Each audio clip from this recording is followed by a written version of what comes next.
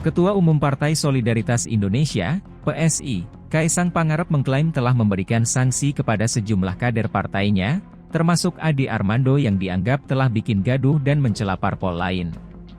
Untuk sementara kita suruh Bang Ade Armando untuk traktir kita di DPP, itu sanksi pertama.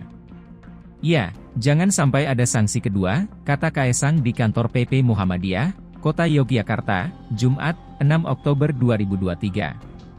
Sanksi tersebut, kata Kaisang, sebagai langkah pendisiplinan dari PSI, selain Ade Armando, ada beberapa kader lain di partainya yang dikenai pendisiplinan.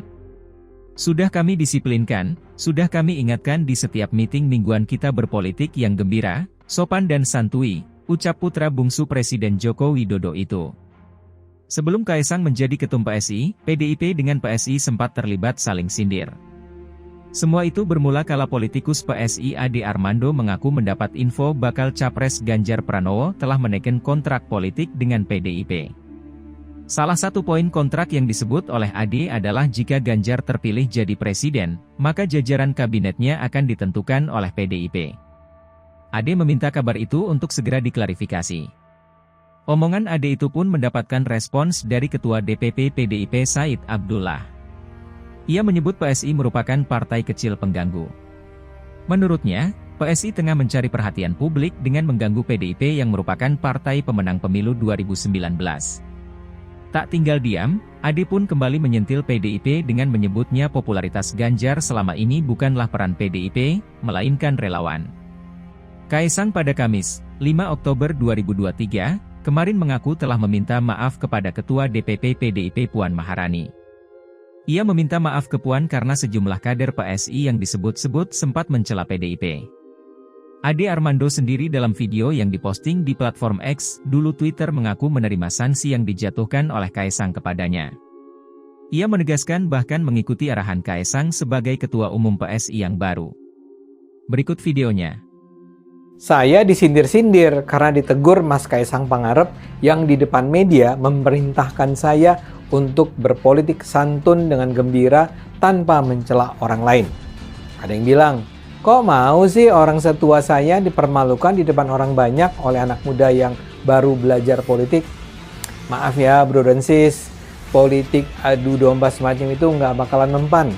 Saya nggak pernah menganggap saya lebih pinter dari anak-anak muda. Dan saya punya sejumlah alasan mengapa saya akan nurut dengan Mas Kaisang. Pertama, Mas Kaisang itu Ketua Umum PSI. Saya cuma anggota PSI. Ya saya nurut lah. Kedua, di belakang Mas Kaisang itu ada Presiden Jokowi yang sangat pintar. Jadi saya duga teguran itu juga datang dari Pak Jokowi. Ketiga, teguran itu masuk akal. Sebagai keturunan Sumatera, gaya politik saya memang sebenarnya frontal. Tapi saya harus akui dong, Pak Jokowi sudah sukses menerapkan politik gaya Solo selama lebih dari 10 tahun. Jadi ya wajar kalau saya harus mengikuti resep yang sudah terbukti kemanjurannya. Keempat, sekarang saya sedang pede dengan peluang PSI masuk ke parlemen. Masuknya Mas Kaisang jelas mendongkrak dukungan suara terhadap PSI. Sekarang saya sangat percaya PSI bisa melewati parliamentary threshold. Nah, karena PSI lagi berada di atas angin, ya saya harus lebih humble dong. Kemarin-kemarin itu saya kan berantem gara-gara saya merasa diinjak-injak mereka yang benci PSI. Sekarang saya merasa PSI sudah kuat. Jadi buat apa juga berantem?